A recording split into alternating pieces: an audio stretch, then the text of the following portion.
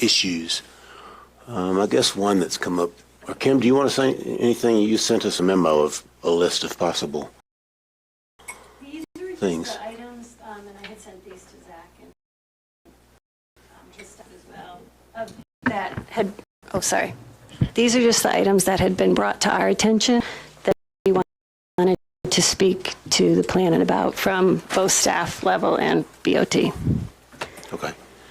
The two that I'd kind of thought about before and we talked about in passing in several meetings is one is continuing discussion of how to best calculate the annual lodging tax, which is $2 per campsite. And campsite is, that's what was used in our tax ordinance when it was, in our tax ballot measure when it was passed. So that's what we got to use. We can't switch to per tent or per person or anything like that without going back to the voters. So the question is, what's a campsite? I'm sorry, do you want to go in order of the numbers? Yeah, or we could. If Did you have some items you wanted to? Yeah. or if you want to do something first. Anyway, Yeah. that's Yeah. one thing I wanted to get into, and the other that I would like to talk to, and maybe later, is reporting and calculation of the sales taxes from the festivals. But Okay. those are my two areas. Okay. And we had kind of asked about some discussions about the keynote and the pedestrian bridge, if we could get those into, just to make sure we have time. So, Are we okay to start there? Yeah, that's fine. Okay, great. So we were going to go ahead and start with the keynote piece. We had come to the meeting back in May with the goal of getting the approval for our academy and song school vehicle lineups on the Sundays that were not. It was kind of an oversight when we originally got those keynotes passed. So y'all had approved those. We have kind of been discussing the goals with the keynotes. We want to make sure that when we do redo those keynotes, that we do it correctly and we take into account all the aspects of our business and things that we'd overlooked previously. And with all the transition this year, we don't feel that we're able to do that correctly at this point. We don't feel like we're prepared enough to give it our best effort for next year. So we were wanting to first come and see if the board would be open to giving us the approval for those 2 Sundays again, at least for next year, so we can make sure that we have our ducks in a row correctly to get the keynotes done right the first time when we redo them and not have to potentially go back multiple times. So that was our big question is, would you be open to approving the 2020, those 2 Sundays in 2020, July 19th and August 2nd as lineup days? And just to be clear, we can give general feedback in this meeting, but we can't commit to anything because we need a public process and we can't make decisions during our workshop, but. Can you just elaborate on kind of what the barriers are to bringing the keynotes forward for 2020? We don't have the plan yet as to everything that we want. It's kind of easy to look at it during the festival when things are crazy and say, oh, that would be cool, that would be cool. We want to actually sit down and look at the finances and look at how we can best transform that property to best serve our business moving forward and also, best serve the town of Lyons in terms of all the ways that it's made our festival easier with we've kind of already seen the underpass and the bridge and all these things that have made the festival better, and we want to make sure that we take all of those into account as well as future opportunities. And so it'll help us, give us the best chance to not miss these opportunities if we can really take the time to think about it and focus on it and work through it without feeling pressured, as this year's kind of been a crazy transitional year for us. If I recall right, the report we got back from the sheriff's office anyway, they thought that the lineups went pretty smoothly last year. And that Totally. they We've got liked the system that had been put into place. Great. That's good to hear. Speaking just for me, like I say, no decisions here. I don't see any issues with that. If we get reports back from the staff in the sheriff's office that it went smoothly. And then Don't do know you any reason why we recall wouldn't the repeat something that amendment worked. was modified, so now we don't have to do that one step? Is that? Yeah, we kind of cleaned up the keynotes last amendment we did, so we wouldn't require as many steps to change those dates. Previously, if you remember, I had to go through 2 different kind of approval processes, and I had the suggestion. I think the board did approve it. We basically take out one of those steps, so it should be an easier process moving forward. Okay, great. We'll probably look to officially do that in the spring. Are there any issues with the bridge? I mean, this was the first year that was done too. Are there understandings about when it can go up and when it can come down? Is that the issue or? Yeah, I for don't know. the biggest issue with the bridge was, it was approved this year as a temporary situation to see how it worked. To have it be permanent, they need to go through a formal no rise. And so you will either have to request it again temporarily, and it was, we were really specific on the dates it was installed and taken out, headroom for people that might be floating under it accidentally or purposefully. And, but if they want to do that on a permanent basis, it will take, and you know what that is, an H&H study by a hydrologist. And so I'll go ahead and give a little bit of background on that bridge. It was installed from July 23rd to August 19th of this year. I tubed under it myself, and there was no issues with any type of clearance. We did Yeah, I have did too. warning signs upriver encouraging people to beware of it. Arguably unnecessary, but probably a positive safety feature as it was a new thing. We, at this point, have no interest in a permanent bridge. We don't want to create anything that would encourage tubers and anyone else to be playing on something on our property or anything like that. So at this point, the temporary bridge is kind of our goal moving forward in the next couple of years here. And as we kind of continue to develop the property plan, we may look to something more permanent, and we understand the steps that are involved. So for 2020, we can expect another temporary app? That's what we would like. We had a couple of questions. We are still missing the whole, like, what gives the town jurisdiction over our temporary bridge, and we've kind of had this discussion back and forth. Our biggest question is, under what conditions would this permit be denied? And so we want to conform with, whatever code exists for this, and we don't see that, and we're worried about under what conditions this would be denied that we are not necessarily aware of, because there is no backing for that. So we're happy to, get this permit if that's what we need to do, but we want to make sure that the requirements are clear. So that's why the bridge occurred very last minute last year, was they were not under the assumption that they needed the town's permission to put a bridge over their own property, where the way that we interpret the flood insurance program and being the floodplain administrator of the town, anyone who's going to do an obstruction in the floodway has to be permitted in the town or by the town.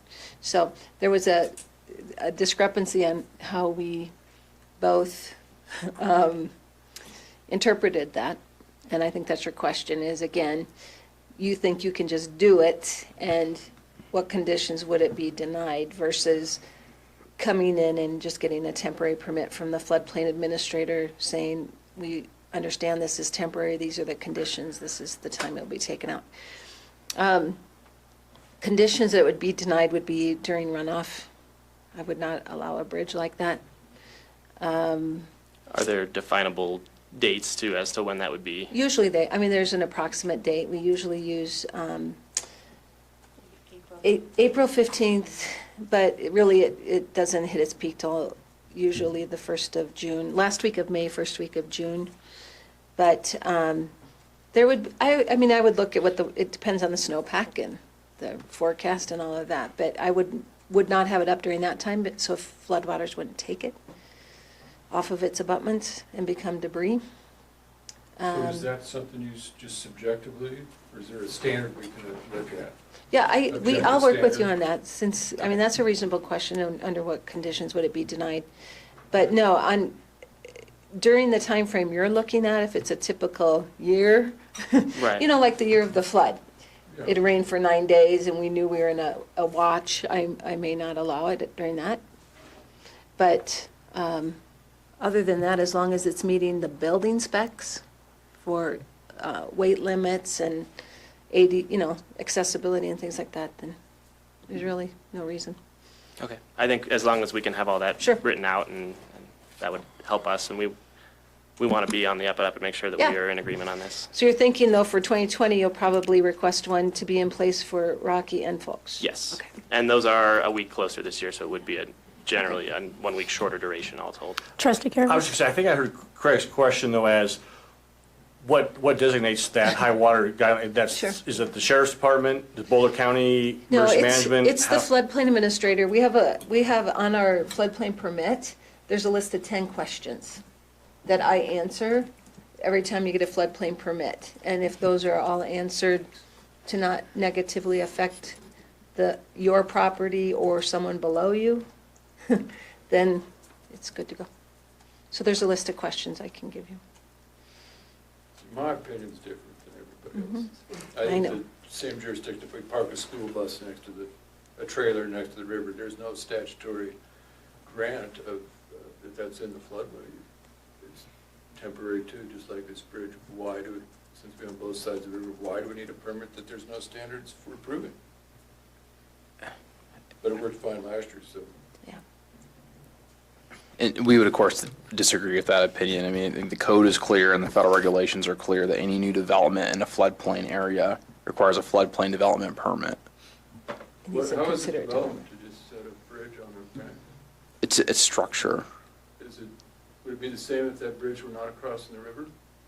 It would be the same if you want to put up any structure on your property that's not a vehicle. That's not. That would require a floodplain development permit. Can you send me those citations though? I've never seen them. It's like, so like if I had an RV there without wheels, that would need a floodplain development permit. I think if you made that RV somehow permanent, took off the wheels and made it a permanent structure, like say you had an Airstream and you want to make a shack to sell something out of, and you took off the wheels and made it a permanent type structure, it would require. So if we put wheels on this bridge, we probably could do. Probably. Maybe. If you could- I mean, there's, I mean, as you know, on all times there's a statutory scheme set up. There's some bit of subjectivity in the enforcement of that scheme by intention. So whoever the designated enforcement authority can make those types of calls. Show me that, won't you, please? The actual Yeah. CFRs, 'cause I can't. I think we sent them last year. We saw language in a circular prepared by somebody, but it wasn't CFRs. Okay. So And this- circulars are. I just never and- seen it. I want to be able to just see what we're trying to complete. And if it was an advisory circular, that is enforceable guidance document of the federal government that interprets the CFRs. If that's all you got, send me that, that's good, but I'm not sure what. I think this is similar to we had a process that we followed last year, and assuming that the bridge is at a safe height and doesn't interfere with recreation and put someone in danger. I think regardless of if there's wiggle room in the interpretation of the code, I think from a liability perspective, the town giving you authorization gives you some protection if something were to happen, that you were authorized by the town to do it. So I would think that both parties actually would want to go through some sort of process that would reduce everybody's liability. So if that's Yeah, potentially actually, the way to go if you plan forward. to leave the abutments in place even, that should have an engineer's stamp on it. Because if they are built into the bank, then there should be a no rise, it should offset each other. But if not, those can still be picked up and become debris and hit the bridge and do damage to the CDOT bridge, those kinds of things. So if, you and I can talk about Zach, but if we decide you want to keep those in place permanently, then we probably should get some on file for them. Okay, and we were under the impression, from one of our discussions over the summer, you had said we could exchange those for the equal amount of another Yeah, rock. I need an engineer to tell Okay, us that. so we weren't aware of that, so Yeah. we can talk about moving that piece forward. I completely agree with you on that. Okay, Overall, though, that bridge was a wonderful success for this festival, and it made a huge difference. I would quickly estimate up to 3,000 people a day were kept from crossing that highway. So the impacts on traffic as well as just overall safety were quite large. So it's been a very good thing. Mayor Pro Tem? Yeah, I just want to say, first off, that I think this is absolutely excellent. I think engaging in every opportunity we can for the town to have a very open discussion with one of the leading businesses in town is a very good thing. The most important thing, I think, and you kind of brought it up earlier on, is trying to get ahead of things, and sometimes way ahead of things, so that we don't end up with kind of bruising each other a little bit with last minute kind of back and forths. I don't think that's good for the town. I don't think it's good for you guys either. Totally. I will say that I definitely agree that bridge was a good thing from a safety perspective. And I think, for the town wants there to be a safer situation there, and you want there to be, so that's a mutual goal that I think that we need to work toward, as long as we can keep it within the, reasonable framework of the regulations. And I think to the mayor's point, to the extent we demonstrate agreement on that, I think that helps. If anything untoward were to happen later, I think it helps that there was agreement and sort of, almost like air cover for doing it. And one of our challenges this year was we were trying to get the permitting to use the underpass under the highway, and we kind of struggled with timing on that, and that set us back a good bit, which is one of the reasons why this was all such kind of last minute on our end too. And so I know that underpass is kind of another piece that's been of contention with all of us here, and our hope is that the town would take that into account and support Planet in our efforts to work with CDOT on this and continue to create this mutually beneficial pathway, and moving forward, hopefully we can work together on that, and that would be our goal. Yeah. So the underpass situation, just so the board's up to speed, CDOT owns the bridge that the underpass goes under, and they had a permit and were approved to mitigate after the flood, and they put up riprap and dirt and stuff to protect the bridge from scour in high water. And they were okay with the concept of the underpass, but they felt, and they still feel, this is still unresolved, they feel like someone lowered their work, and so now they are asking the town to sign off that their work is still okay, even though it's not protected to the level it was originally, as the floodplain administrator.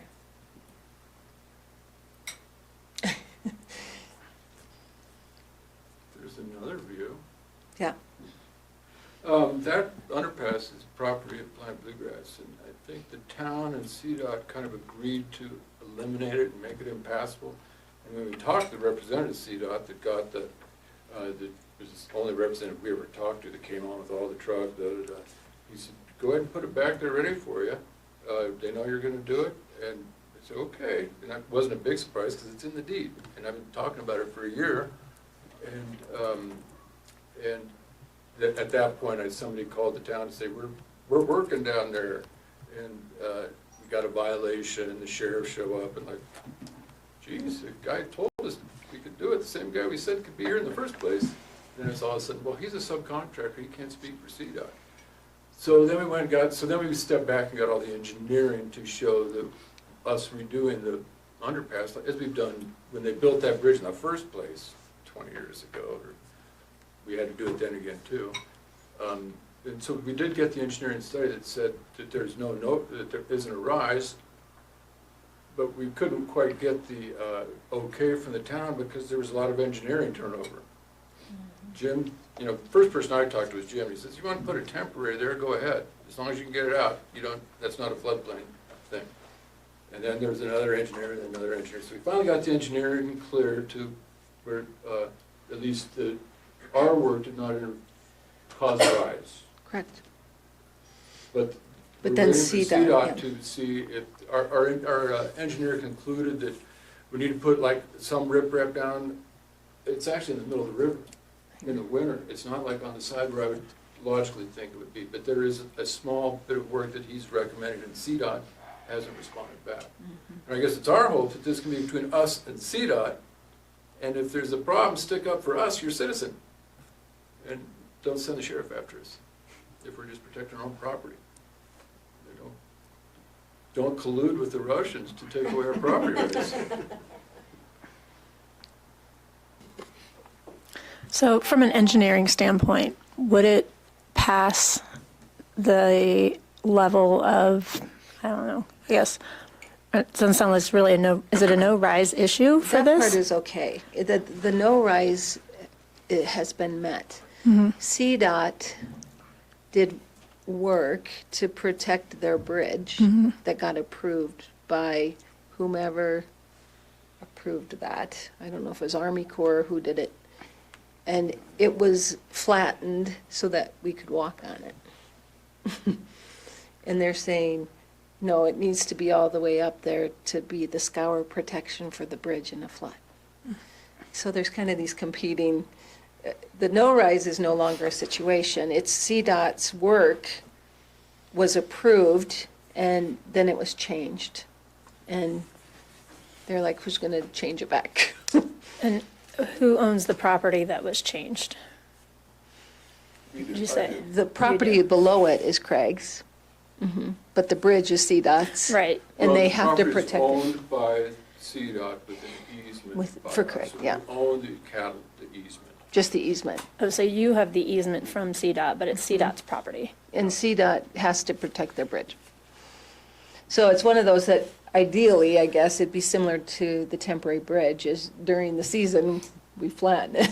During the off-season, we, Well, I think, according to Nathan, and one of the problems here is CDOT, and we were warned about this, they said, well, they won't look at this for a long time. But for them to approve the engineering, but Nathan's report says that add a little scour protection, yes, but not where you'd think. It's actually in the middle of the river at low water. It's not a very expensive thing. So if CDOT agrees with that, that's a quick fix, everything's cool. And I can't imagine CDOT wouldn't use their model. so what had happened was CDOT had gotten their permit to do the work. They did the work, and then it got changed before it was signed off that it was done. And so that's why they were like, we don't have a signed off permit now.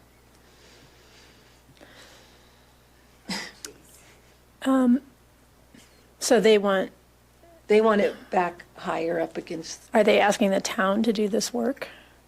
no, they just want whoever did it to do it. I've never heard they want it up like that again. That's their whole thing, is scour protection on the bridge.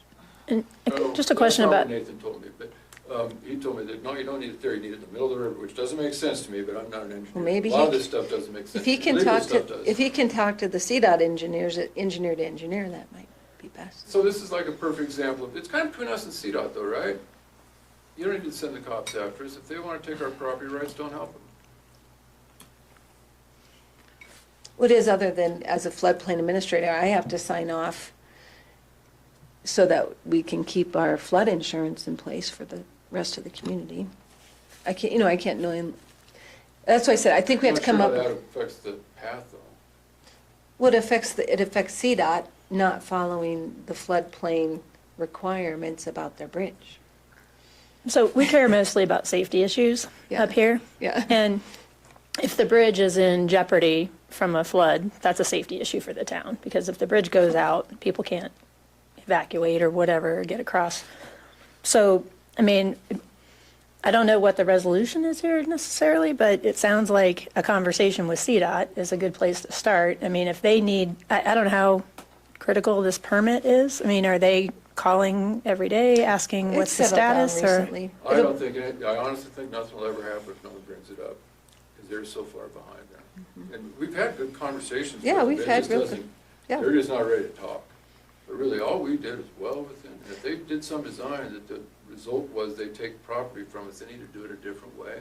And your Engineers easement can't They're do the it. one, is an CDOT is the access one who. easement? Pardon? Your easement is an access easement? It's a, What kind of Crossing. easement it's is an it? easement. A Cattle A easement. trail, Access but for easement. cattle yeah, specifically? it's a, If everyone's wearing their onesies from Halloween, they can use the well, it's an underpass. agricultural easement. I don't know. Agricultural I don't know that horses would not be allowed, or pigs, or the farmers to go with them, I don't know. Okay. So I do want to clarify that it was CDOT who called the town and said, would you please issue a stop work order on our structure? So that is why we called the sheriff to say, can you put out a stop work till we can get this figured out? It wasn't, it was on the, Well, if I called and said, Demand "CDOT, of somebody's CDOT. trying to stop me from exercising my property rights," again, I think there's an issue of safety and other workable things, but it is hard because we're kind of in the middle between CDOT and the engineers. But hopefully there's a workable way here, and I don't know how far down things were flattened. And we're under the perception that nothing was removed when it was flattened, it was brought up to be, then our hope was that wouldn't have affected anything. Well, apparently there's pictures of Mr. McCain out there doing that, so yeah. I know, it just gets. Regardless, it's well within our property rights to replace. I don't know if it is And or if you don't agree, though, that isn't between us and you. No, That's between us and CDOT. yep. So we're just asking, don't get in the middle of this, because they're hard enough to deal with without help. But I think we can handle that on our own. I don't think it's a town issue. That's not your land. It's just his floodplain permit, that's what he's Yeah. doing. All right. Anything else on that one? I don't know that we're going to resolve everything today, but as the Mayor Pro Tem said, good discussion. You still have several items in your 15 minutes. Okay, go ahead. Kim? What was your other ones you were most critical to? Did you get to tonight? I think now we can go ahead and talk about the camping tax if we'd like. Yeah, and probably too, just about the reporting, because it comes up, and I apologize, but we're doing a million other things too, and then we'll be asked, have we received the report following? And we haven't. And so it's a little embarrassing, truthfully, to be here and be like, no, need to do that, to just get that every month. And I get, because there's agreements with the keynotes, there's agreements with the, that are separate from the lease. I don't think they have anything to do with the lease. I think those have to do with the original keynotes, so. Totally, and that's why that got missed this year, kind of with our Yep. transitional year we've had. Quick background on it. Trustee Browning? I'm sorry, I keep forgetting. The original amendable letter of understanding going back to 1999 is what has the reporting requirements in it. For whatever reason, back then, the reporting requirements were said to be within 7 days after the end of the festivals, which to me seems like too short a time. You guys are busy. You don't file your tax returns with the state until 20th day of the next month. And so that was something I wanted to discuss, is the 7 days a hardship, but maybe that's something, if we're going to amend keynotes and other things relating to the agreements, we should look at and give you a reasonable amount of time. And what would make sense to me is if you report to us at the same time you report to the state about the taxes. Why have two separate deadlines? And 7 days after your festival, I know how busy you are out there. So that seemed short. On the other hand, the flip side of that was that this has been in there since 1999, and many years went by with no reporting at all. I think both the town and probably Planet Bluegrass over the years had somewhat forgotten that it was in there. But it is useful information to the town to know, because the questions come up all the time about how much benefit does the town get, and we're weighing how much we get from the leases and how much in taxes and how much in camping, sales taxes and how much in camping revenue. And without that information, it's a big component of that. So, I think that's something that could be discussed going forward. If you need more time, that'd be great, but I think it's important to get the reports every year. And something related to the reports that I was curious about. When we got this year's report, it divided the sales taxes into two categories. One was sales of crafts, and the other were sales of food. What seemed to me to be missing is, and my question is, how did the sales taxes work from the operation of the merch tent, in particular, after a big performer? They will see you in the merch tent, and there's lines of 30 and 40 people out there buying CDs and stuff, and those are sales of tangible personal property within the town of Lyons. How are those reported? So those amounts are reported in the special event tax that we file with the state. I believe the piece in the amendable letter of understanding was requiring us to only submit the report on the tax that we collect that we're collecting for the third-party vendors. And that was kind of how I had read it, and I was basing that off of previous reports that I'd seen. So that's why that report includes only the food and craft vendors. So when you're filing a tax return with the state, you're including those food and craft vendors, but you're also adding sales tax from the CDs and whatever else you sell in the merch tent. So there's actually more sales tax being received from transactions during the festivals than we're seeing in our reports. That's correct. do we have the ability to get that information from the state? Gave it to you last year, all Okay. the campaign and beer. Oh, is that what No, you? I'm really talking like, yeah, well, I mean, what the town would like to know is how much in sales tax are we getting from the festivals? I think it's confidential, though. Any individual Well, sales tax information Right. is confidential. But of course, Individual if it's 15 or 20.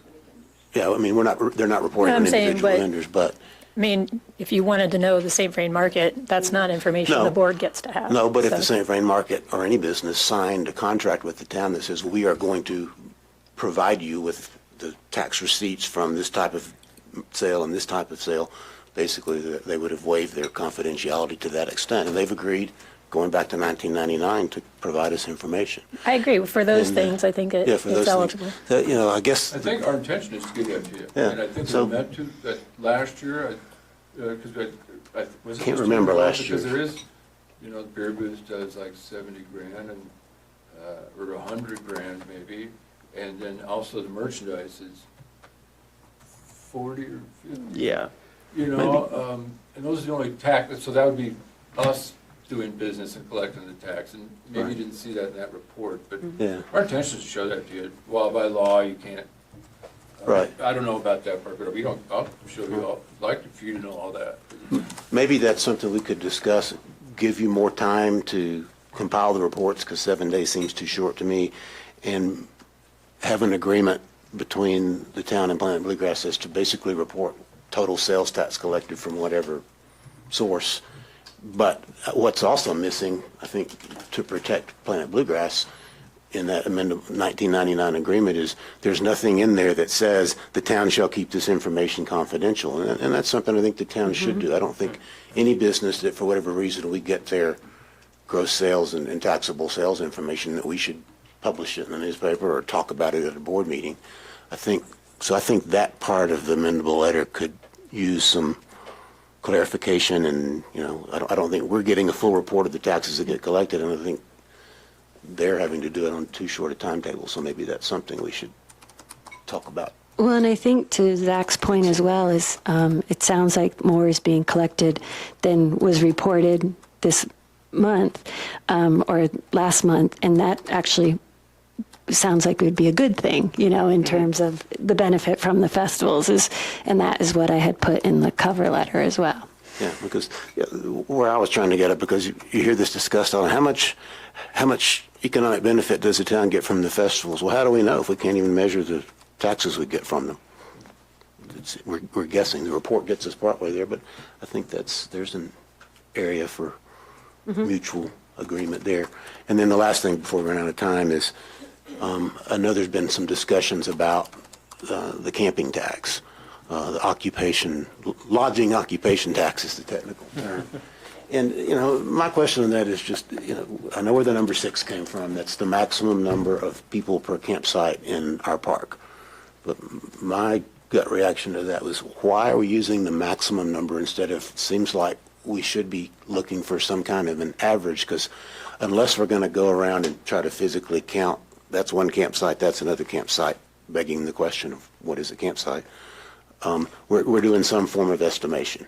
There's several ways you could think about doing it. One would be measure the area of a campsite at our campsites at Johnson Park and compare that to the total area of the people camp on at Planet Bluegrass. But the camping is probably denser at Planet Bluegrass than it is here. Another is what we used right now is the maximum number of people per campsite here.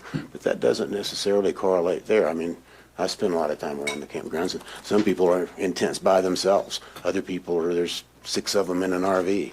And there's a question of, too, if you've got a central pop-up tent where people sit around and play music at night and you got 2 RVs here and a pop-up trailer here and another tent here, is that one campsite or is it 4 or 5? And I just think some further study needs to be made of how we come up with that number. And to me, the maximum number you could put in a campsite in Laverne Johnson Park is not, I mean, it's some relevance, but why is that the standard? I guess that's my question. And to be fair, staff did a little analysis of it as well, if the difference was 4 or 6. And it's really not splitting hairs, but it's not a huge amount in the difference of what it would be on a nightly. Staff does feel very confident based on the numbers that the Planet gave to the sheriff on attendees and then what they reported in their lodging submission and fee, that they used the math that they said they were going to use at the meeting. Yep. So, and it's for, I want to say 4 venues, at least for Rocky Grass, because they have camping at 4 places: the ranch, the farm, the Riverbend property, and Laverne Johnson Park. And so, in the documentation that we received, that all seemed what it would be. I guess if you took, and Brian could probably do it pretty quickly, if you take a rough number and divide it by 4, divided by 6, I don't know that it, it I'm curious buys what you the that difference much. is. Yeah. I don't. We would honestly probably feel that 6 is a pretty reasonable average as well, just considering we have some, as you said, some of these camps. Coleman Square is the one that comes to mind for us. That, I mean, it's 15 plus people that consider themselves all in one camp, and if you try to separate them, they're very clear about not being interested in that. Yeah, and to be clear, the town's definition in its ordinance of what a campsite is really doesn't provide much guidance, and I think that's something the town may be in conjunction with Planet Bluegrass and discussions. I think we need to take another look at that definition and whether it can be made more specific, if we can come to some sort of agreement of how to estimate or something, because it's vague, and I can't tell you a perfect way to do it, but I don't know if you could do some sampling during a festival and again, if you're going out, the thing I described, 4 tents and 2 trailers, there's that one campsite. Some people would probably call that one campsite, some would call it 4. I don't know. I just think it should need some further discussion, and maybe let's look at the definition of campsite that we put in that ordinance and see if we can figure out a way to tie it down better, somehow relate it to where people do overnight camping, perhaps. I mean, because that's how you do with other types of lodging. It's basically meant to cover Airbnbs and tiny homes and that type, and traditional hotels, and its overnight accommodations is what it's after. And I think we should look at that Right, and for tent camping. Sure. Oh. It'll turn green. If we are considering amending that ordinance or making it more clear, is there a reason that we don't go to the individual level? Yeah, I think so. I think because of the way that the ballot measure was worded, I believe the ballot measure itself said campsite without defining it. And so if we were going to change that and try to do it on a per person basis, we'd have to go back to the voters, which I guess we could do, but it's a lot of trouble and cost. Isn't there also a reason there wasn't a percentage? Because so a legal reason might have to be like $2 per room, because it's not a percentage, which we couldn't figure out how to apply. Yes. There was a legal reason for making it a campsite rather than a per person. Yeah, and I think when the language was drafted, we were using other municipalities that had, and probably the intent was very different, like where it's, you pull in, Yeah. you do that. And so this is definitely a little bit different. And that's why I think from a staff perspective, we feel like the intent has been met from the Planet in terms of they came and gave that proposal and everybody seemed to agree that that made sense. And that's what we feel was reported and paid. I think the one downside to being really specific in the definition is we may lose out on some other revenue that we need that definition to be broad. Sometimes that kind of flexibility can be a good thing and give you more discretion to interpret your code. I didn't know, did we ever get to the point to where, I can't remember if that methodology was documented anywhere in the agreements? Probably not. And I think I asked if there's any way, we shouldn't do it, Brandon said, our attorney Dittman said we should not do it in the lease agreements. Yeah, I remember that. I guess I'm totally comfortable with what you're doing. I think it's fair, and I think you're somewhat of you weren't necessarily the intent of the code the code wasn't developed to put a tax on your attendees, but it applies to you. So I think you've met the intent of the code, in my opinion. And it sounds like it's a fairly immaterial amount to try to narrow it and nail it down necessarily when it's not the direct intent. But I do think it would be good for you to put that formula in writing, just so it's documented somewhere. So Yeah. we have done that. We distributed copies to the board prior in the meeting in May, and we're happy to share the document again, but it kind of lays out. Yeah, okay, I think that's, just so that if it's questioned down the road by someone else and audit 10 years later, I don't know, not they can't audit 10 Could I years ask out, staff to but give us? Trustee I'm Browning, I sorry. had the floor. I'm sorry. No, I thought you stopped. I'm I sorry. wasn't quite done. So I just think it's good to memorialize that in some way, whether it's just a simple agreement with staff. That, I think it just seems like a good idea. Sorry, go ahead. Trustee Could I ask staff, maybe in conjunction with the Bluegrass people, to just give us an estimate of what we're talking about? If it is just a minor amount, then let's not fool with it, but I see think if we can it- figure out what it would be. When I did the math quickly, the difference was about maybe $150 on a per day basis, if it was 4 or 6, if I What's the remember. total camping tax? For like Rocky Grass? It A lot was- more for Rocky Grass. 333 Yeah. something. 5 total between the two, right? Yeah. It's not a huge amount. It's Yeah, about if you $5,000. could give us a guide, this many people divided by 6 equals this, and this many people divided by 4, and let's see what the range is. Be helpful. Sure. Meet in the middle. So there's one other item on our agenda. It says submission of lodging fee form in the other 10 months. Oh, and I think we Oh, may yeah, have- we had settled that. Yeah.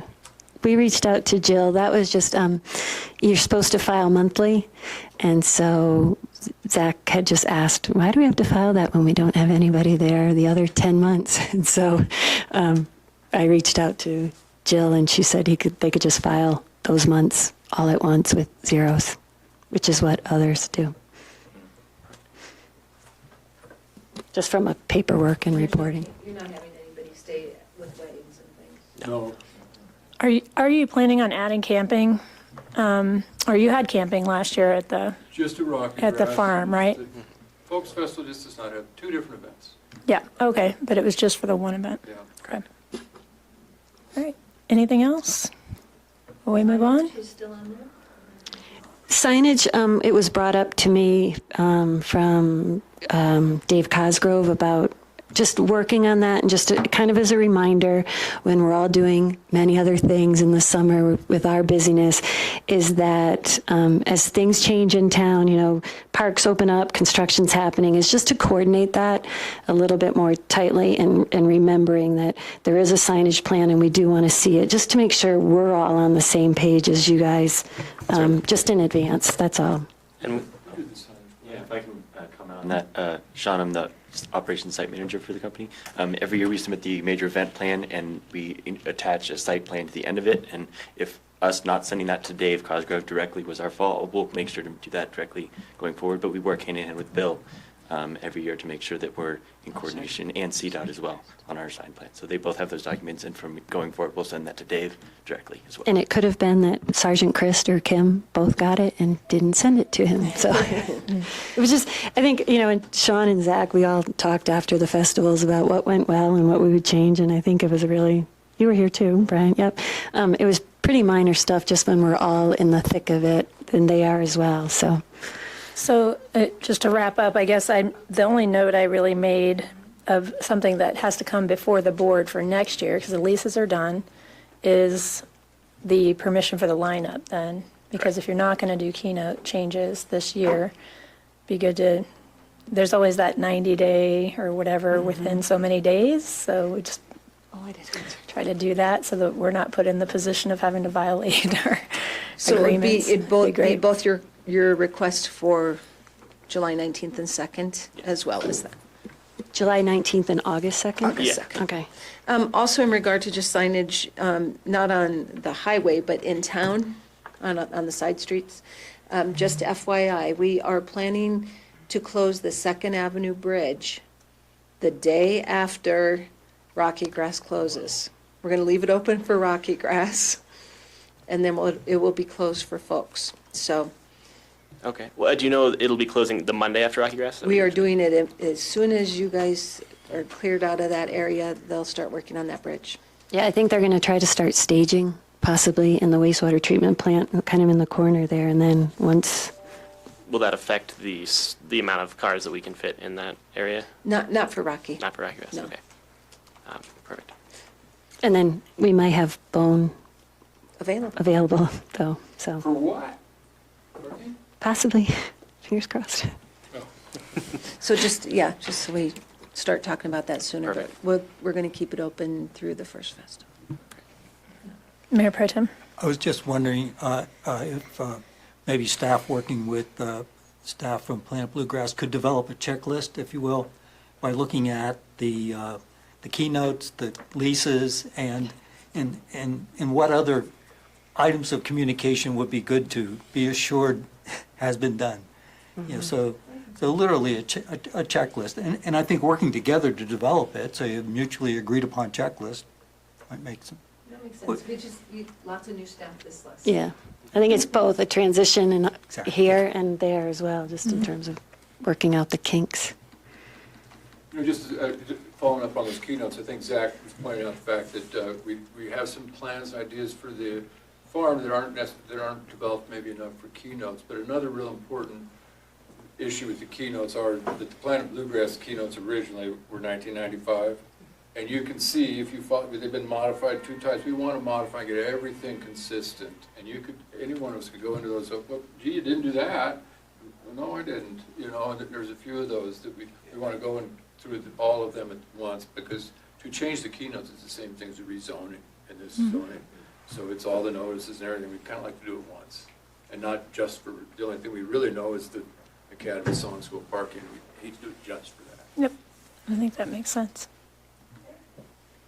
All right, thank you all very much. Thank you, Appreciate it. guys. I just want to compliment you guys to see 3 Lions graduates working. No, I really need to see that, and looking at this generational change. I think it's awesome. We realize it's the young people that know the music. Okay, no, I just realized, were you the same class? No, you're all different classes. They're all different classes of graduation. I think I graduated in 2010, and then Sean was 2 years later. 2010, oh my God. Well, they've been working for us since they were. Right. They know how to pick weeds, I know that. True. Thank you, guys. Thank you. Thanks, bye. Do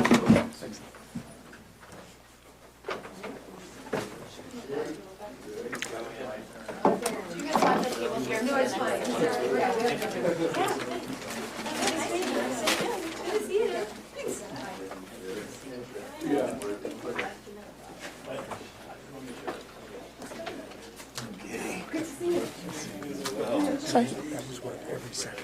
Yeah, no, it's fine.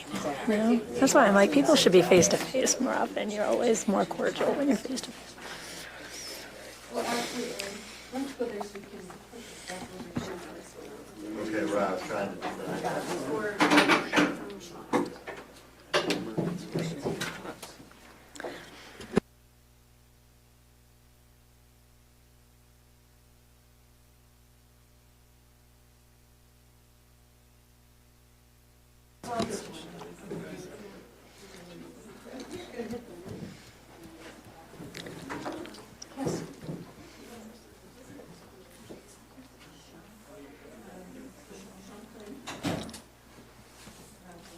How's it going, Aaron? Whenever you guys are. Good. Good, good. Did you change your mind? Rocky's leaving. Yeah. Out the door. Actually, I think I will. Actually, I think I will. Just because so much of this is all. So actually, I'm going to recuse myself for this discussion because so much of what you put in front in the packet seems to pertain to distilleries, and my husband has an ownership stake in one, so I'll let you all go talk about that. You guys wanted, I just think that the pre-treatment stuff could be in the general, but if the board wants to discuss it now, otherwise it's just rates, so I don't know. What are you doing first, I guess? I didn't think there was, I thought we would do the pre-treatment in the general. It just got put in the packet. I didn't really think it was going to be part of the original workshop. I didn't know if the trustees wanted to talk about that in the workshop. Oh. Or, Well, let's do rates first, make sure we get to that, because that's what the public Right. hearing is about. And then if Right. you want to talk about that. That's what I think, yep. Okay, thanks. I didn't realize you were going to do that first. Okay. Oh, I'll get you one. She's got one. I'll get you. One doesn't work.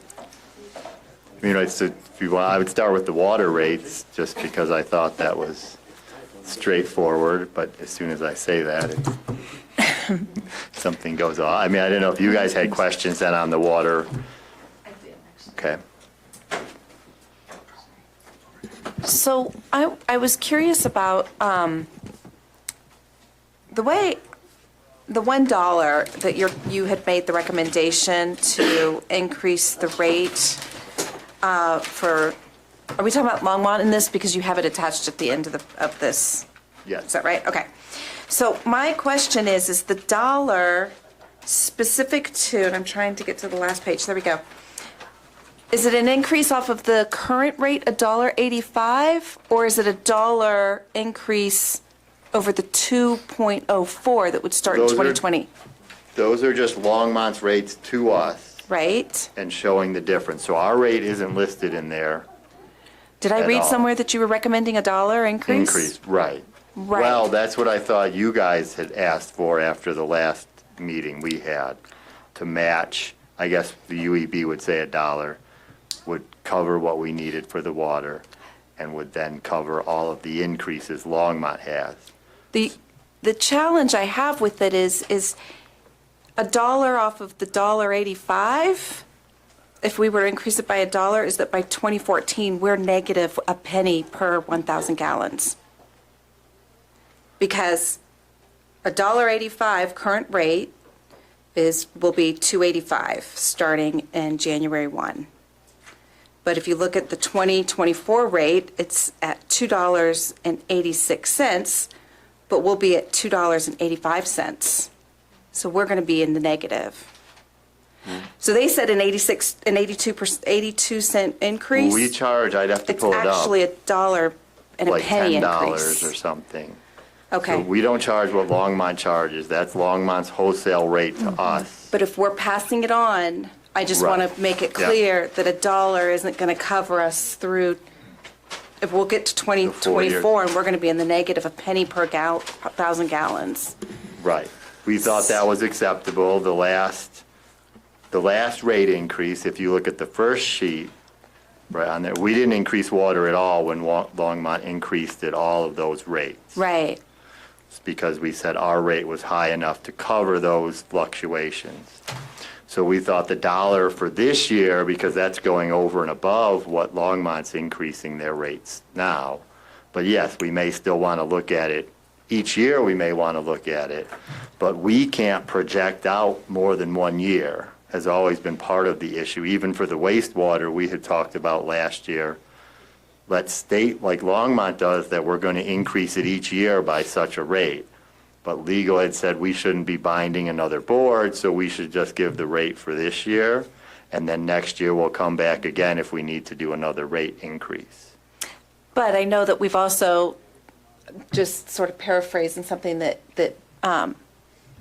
Trustee Drysdale, I'm sorry, I always want to go with first names, had said that I just want to bring up, because we did discuss that, is it's better to rip the Band-Aid off with one bigger rate than it is to piecemeal year after year after year. And so I wanted to raise this because as I read this the other night, and I thought I was right, and then I thought I was wrong, we're going to be in the negative. And so maybe we need to be more preemptive in the beginning. So just throwing that out there just to make sure we were Thinking about it. Thinking Just it through. along those lines, and you guys at the UEB are clear on this, is that it's not a 1-to-1 gallon for input to output to the customers. We have leakage and loss, so it's more than a penny.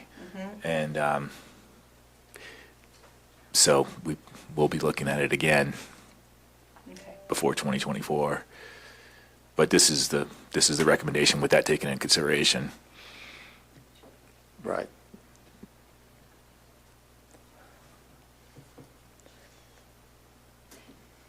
I guess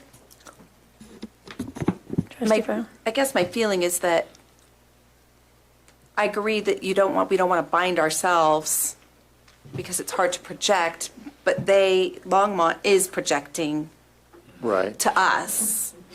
And so we know what their fixed is for the next 4 years.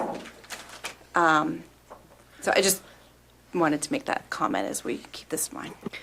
I guess though, my question is, we're talking about a penny that we're not increasing, but we're charging much more than what we're paying Longmont. So yes, we're not increasing 100%, we're increasing 99 cents for their dollar, but we still are charging 6 times roughly what we're paying them to our customers. This is just our cost for the wholesale water.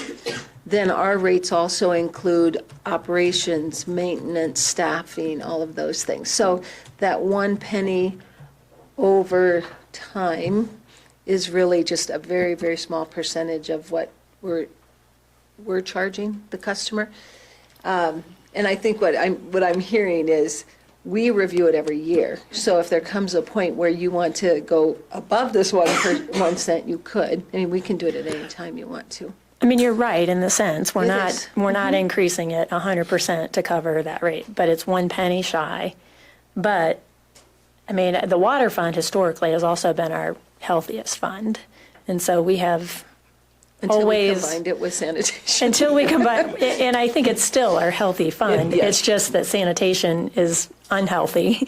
And so, I think that we're covering this whole price increase essentially for the most part. And especially for this year. And then some. So I think I feel okay with what's being presented.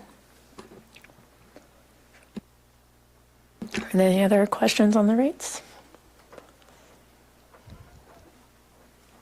Okay. But I didn't have any. I was mostly here for your guys' more questions. I thought we had the rates pretty well set, but then there was some discussion in the wastewater if we should be looking at what we're charging if we change some of the way we charge the wastewater fee, right, is one thing to look at, or do certain categories need to be charged more? In this case, we only have residential and non-residential for our wastewater rates. We don't have any other classes of ratepayer. So it would be to try to decide, is there some reason that we should be increasing the rates for commercial? Or we had added this high-strength waste surcharge. So do we want to look at that and how that's been working? At this point, we've only had about 10 months of the surcharge, and it looks to be bringing in the 50,000 that we estimated should be charged for the extra cost for hauling and having someone take care of the plant more because of the high-strength waste. Now, do we want to look at other factors involved is what some of the discussion was about, right? Should we be trying to see if there should be more either in the rates or just in that high-strength surcharge? One of the differences is commercial, I guess officially it's just classified as non-residential, is 25 cents less. We don't know, the UEB never knew where that really came from. One of the thoughts on that was that maybe at some point we were doing cost of living increases and they only did that on the residential one and not the non-residential. So potentially if we raised the 25 cents, right now it's 25 cents less for non-residential. If we raised it 25 cents per 1,000 gallons, the projection would be that would get us about $3,500. So not a whole lot, but it would make them equal. When we're talking about wastewater, if you're paying for your usage, there may not be a reason to say, well, why should commercial have less? If they use more water, they will have a higher bill, but they're still using the water and it's going down the sanitary system. So pay the same rate for residential and non-residential. Trustee Miller? Well, I have a couple of questions about what they're testing. Are they doing heavy metal testing No. BOD Well, stuff yet? We do different tests. The heavy metals hadn't been any type of an issue in the past. It hasn't been something that's caused the re-rating or anything else. Copper is the big one coming down the Right. line that needs to be. Right, yeah, I knew it wasn't BOD, but I It's- couldn't remember Well, the. there would be a separate, I know we're testing other ones. So are we, Hasn't started fresh yet. okay.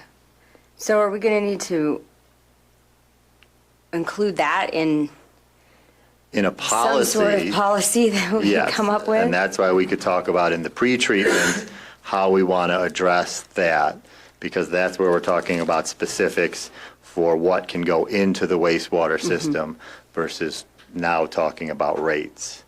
And we can talk a little bit about how it would work, because does pre-treatment, it's a cost to the businesses that have to implement it. So is there any reason to think that rates shouldn't go up to cover costs because they have these other costs involved? For the most part, the UEB would look at it as the commercial has their costs. If it's a part of doing business to pre-treat your water, then it's a part of doing business. Right. And looking at the rates, I guess part of it is we haven't had this pre-treatment in place, and so that's been costs associated to that. So we're trying to decide if we should recoup those costs from commercial or from non-residential. Whereas if we had something already in place, they would have borne those costs in the business itself. They would have had to pay to do pre-treatment. The waste would have come in the way it should be for the wastewater plant. It wouldn't have cost the town then this money. So part of the reason last year for putting in the system we did for the pre-treatment was we couldn't measure a lot of the non-residential to actually verify who's doing what. So we put in this list of categories to say, these categories usually have this much high-strength waste. These categories usually have this are lower, and we set rates based on those categories. Part of the idea there is to incentivize people to say maybe if they put in the pre-treatment, that they would actually not have to pay the waste, the surcharge, because they would be taking care of their waste and it wouldn't, right? The ending of that code was to say, if you actually don't have high-strength BOD and you can show us that, then you can reduce your high-strength surcharge. Can I just, and I want to keep this in the rate discussion, has anybody successfully done that? No. Everybody's paying the surcharge right now. We have right? one, Or has anybody successfully? no, we have one person who is still gathering their data, and it is a situation where they serve coffee, and so a lot of their water is actually going out the door instead of down the drain. So they are tracking their coffee and tea sales. Well, right, they're calculating Yeah. more of the water not going down the wastewater Yes. Right. system, not To reduce that. pre-treatment. Because we put So that in the formula. They right? are pursuing that, and we're starting, but we're trying to figure out the most efficient way to collect that information, but they are working on that. And it seems to me there was one other person that came in, Yeah, there's been a couple, Yeah. there's two businesses That are I know considering it. looking at. but they haven't yet. Well, just kind of for commercial, to your question about whether this should be adjusted more for commercial, I guess the only thing I would say is every other rate increase we've already done has hit our businesses at a higher percentage than it hits our residential. And we never really saw the full analysis of the total impact from commercial versus residential. I mean, we saw some early numbers, but I think it would be important to have that information before we make a decision and see what kind of increases have we already put through for the whole commercial sector before we because I think the proportion of this increase has really come through the businesses, and we need to be cautious about how much more we pile on. I don't have any issue, I mean, with the BOD surcharge was necessary, and it does create an incentive for them to try to get out of paying that, and I think we did it the right way. But I think, I mean, percentage-wise, I can tell you, it's a significantly, I mean, people are paying significantly more right now in utilities than they were a year ago. But on the So- wastewater side, is it because it's more wastewater going through, right? That's mostly just because of the more water coming through.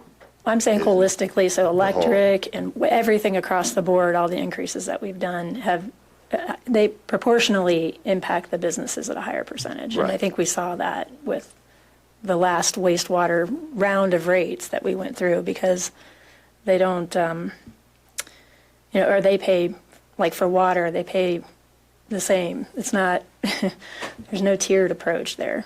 They're going to pay Right. the same rate on everybody or for everything.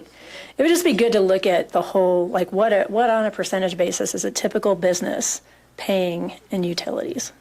And But are you understand that. relating that to usage? Like, I would expect a business that uses a lot more water to pay a lot Sure, more. right.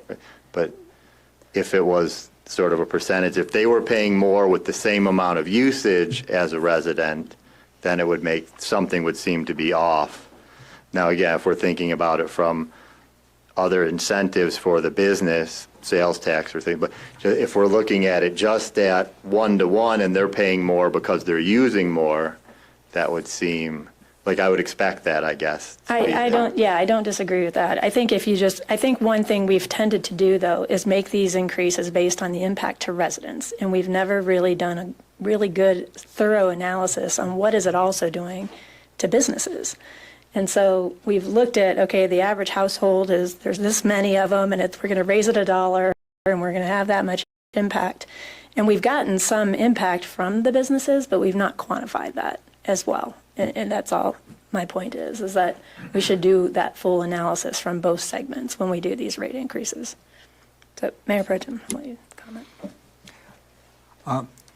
Yeah, actually, a couple questions. One is, you're saying that about $50,000 is coming in from the surcharge? What the estimate after the full 12 months. Yeah, sort of,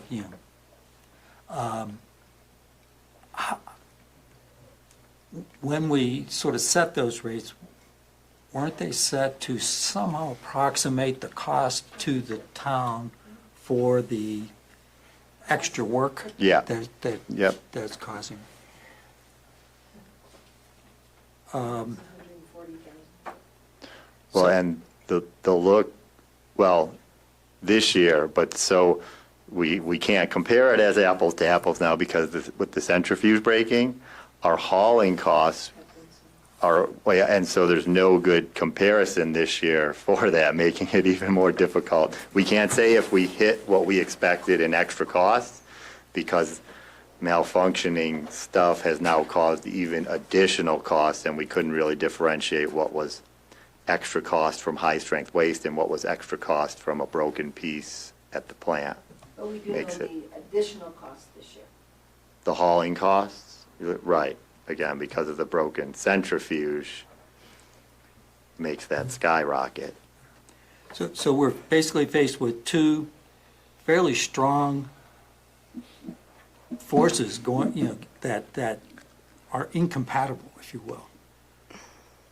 On one hand, it sounds like we're not quite covering the extra cost from the fact that we have too high BOD, and we think it is primarily the result of businesses.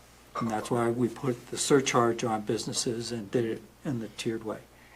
The other very strong force that we're dealing with is we don't want shuttered businesses on Main Street. We don't want shuttered businesses anywhere in town. We want more businesses to locate here and do business effectively. And so we have these, two forces that are, I don't know how to reconcile those. On one hand, you would say that it is a cost of doing business. Either you do your own pretreatment and you endure that cost, or if the town does it, you pay the town to do it. But as has already been stated, do we want to heap more cost onto businesses that are having difficulties already? The reason I'm wondering if we might not want to actually sort of step aside and try to think through what's the whole package of burden, if you will, that we're placing on businesses. And then what's the whole package of burden, if you will, that the businesses are placing on the town, and see if we can sort of try to balance them as best we can, because I think doing it like sort of piecemeal, like line item by line item, we can make big mistakes, I think. And I think that's what we were trying to do in the beginning. And now with running into more and more problems, trying to really split out what's, like say, those impacts gets trickier with more broken equipment at the plant, trying to measure. The one part that I put in there that we can see, we've been told by JVA for the re-rating that was due to high-strength BOD, and that the cost so far, I looked up that we've paid JVA for that specific project, because it gets categorized for that, is the $67,000. And if we go by that the high BOD is coming from commercial, which any talking now to the different wastewater people doing that would say that's where it comes from. I also looked at it as, if we do look through those BOD rates that we had, the fact that there's a lot of them at 400, then 500, 400, 600, 400, 1,200, 500, 400, 500, 1,000 would kind of indicate that it's a one-time, it happens at certain times, not a one-time, but it sporadically comes in. It's not standard. It'd be pretty hard, in my mind, for the townspeople to be somehow doing that here and there, and sometimes it happens 2 or 3 times in a row. But if you happen to test whenever there are high levels of BOD coming in, it doesn't seem like all the residents could be doing that together. I mean, if we had one big resident, I don't know that that's possible. I don't know what's in there that anyone could do that unless they were really doing something completely illegal. But I think that all towns have to deal with that, and that's partially why they do require some form of testing, in particular on non-residential accounts. We got into this from the very beginning before because we didn't have a way to measure the non-residential and see exactly where it's coming from, and then be able to say, well, if you're the one causing this, then you have to take responsibility. Yeah, and I appreciate that answer, but I was talking about much more broadly across the town's relationship to the businesses. Because it's counterproductive for businesses to be squeezed out, if you will.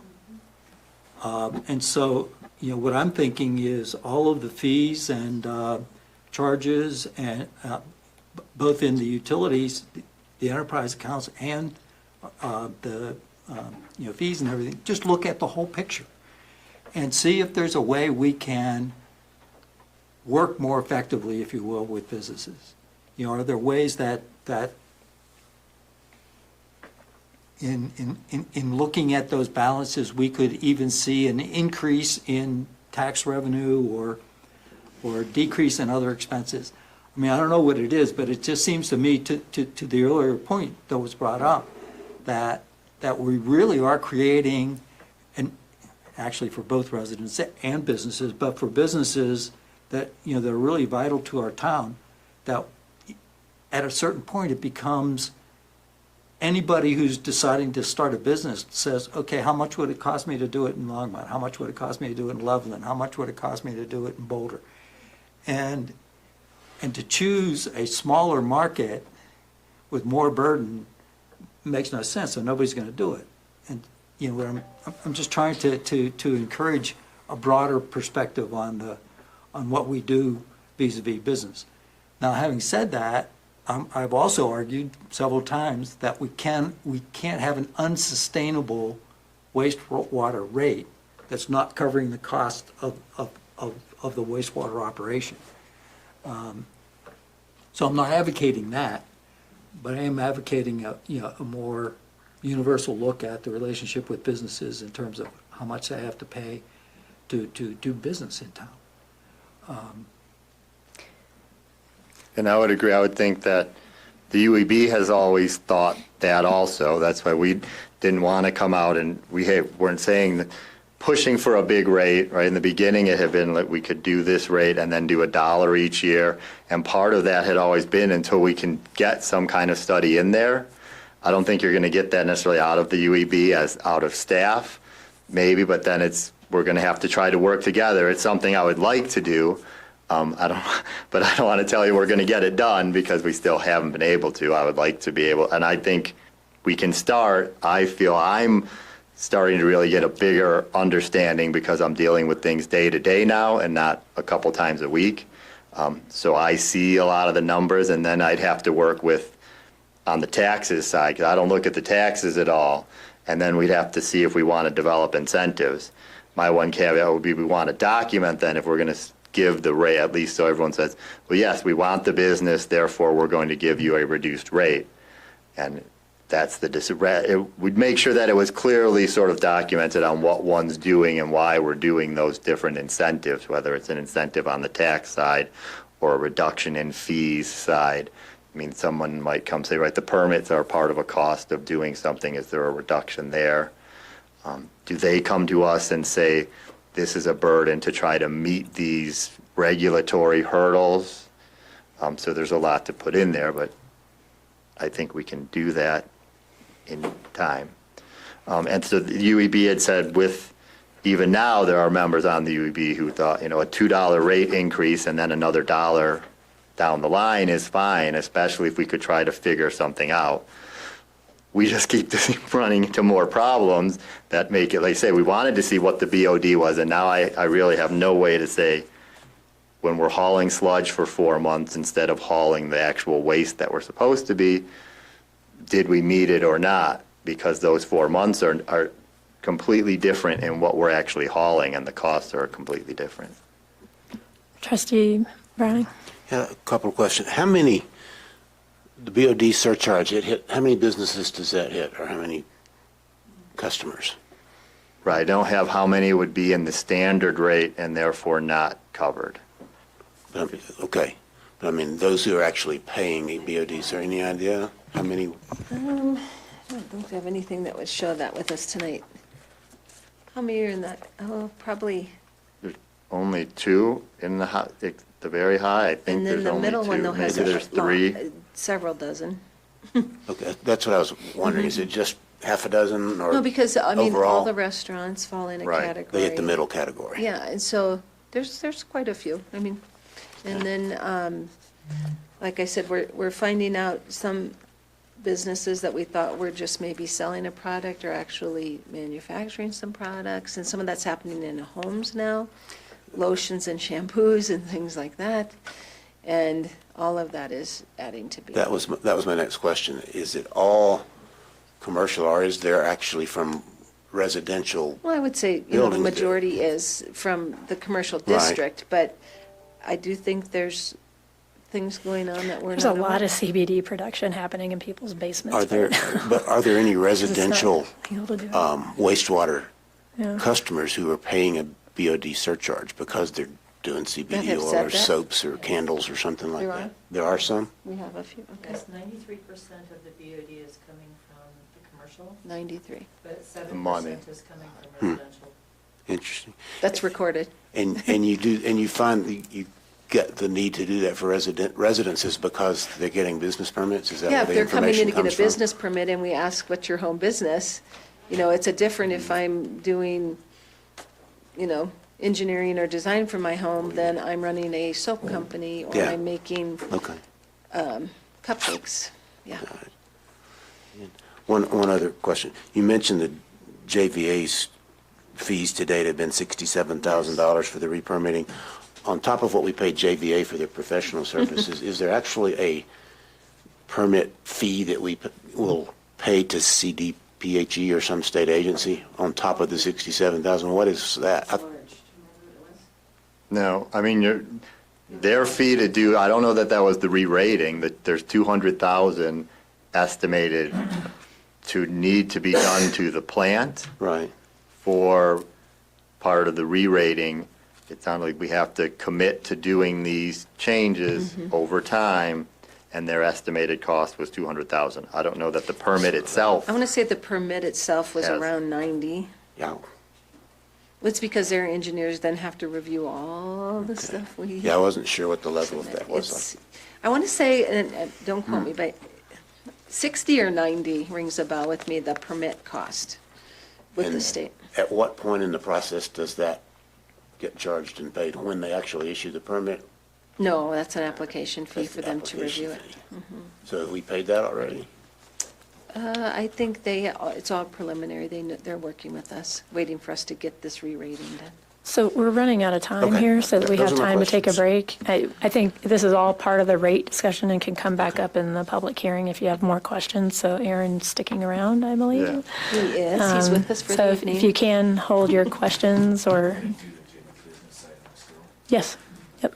And I would just- I will say, we may run into some time constraints tonight, so we're going to try our best to get through things, but we have 5 public hearings and we'll see where and if we hopefully get through it all and hung up, but And I think my our one intention is to try to get through it all tonight. thought is we might be looking at rates for the next year, which I've usually tried to do, and then bigger projects longer term, that we can still try to look at what we need to do for rates next year with the idea that we're going to continue to work on this as we go and cover other costs. Okay, all right, thanks. We'll be back in 8 minutes.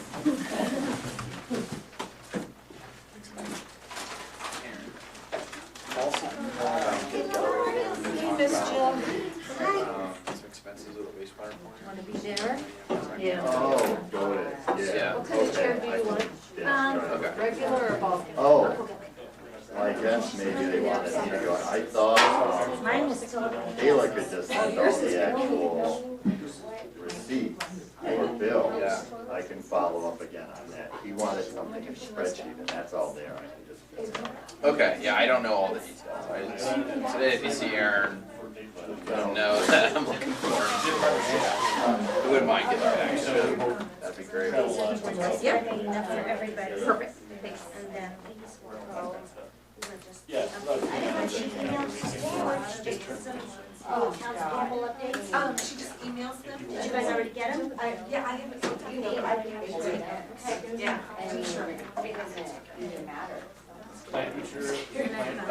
Yeah, just hang on. Laws, the time comes. Toothbrush, hair, the lake. Yeah. I wasn't sure definitely. I mean, Things that in the 60s. How are we doing? Good, how are you? Good. Oh, yeah. Thank you, ma'am. Yeah, You need to pass a test.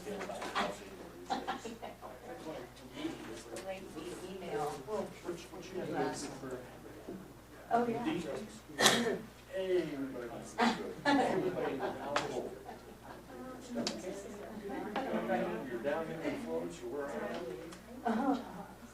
Do we want to put the dais up here for the people? No, we're not letting. No. Nobody's talking to me. How are you, Susan? Good, how are you? Good. Come on, just inside. We're too close. Something. Where do you want it? That should be good, and we'll just kind of back these up. It seems like we're, I mean, I can sit over here too. Maybe that might be easier. Give people more space. There's some extra room. All right.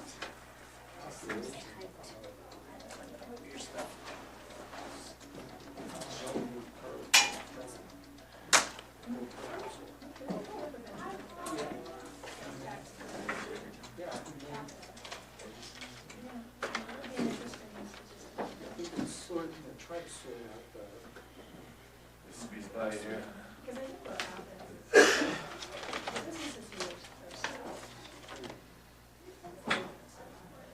We're outgrowing the room. We are. Well, were we talking about the library? Isn't that part? I thought the library would have their meeting room for board meetings. They do. It's a little bit bigger. Twice the big. We just need to set it up every time. Right. You can expand them hours.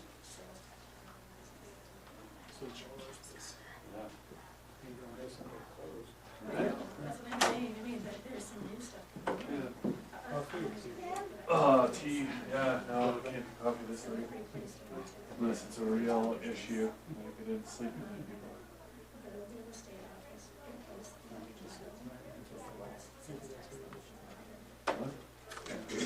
But I think. We've got.